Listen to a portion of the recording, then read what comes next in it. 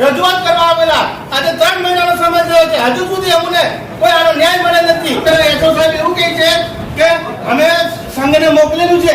આજે 3 મહિના થયા, ત્યાં સુધી સંઘ કોઈ જવાબ નથી આપેલ. આવી રીતના અમને જ્યારે હોય ત્યારે અમને હેરાન કરવાની વાત કરે છે.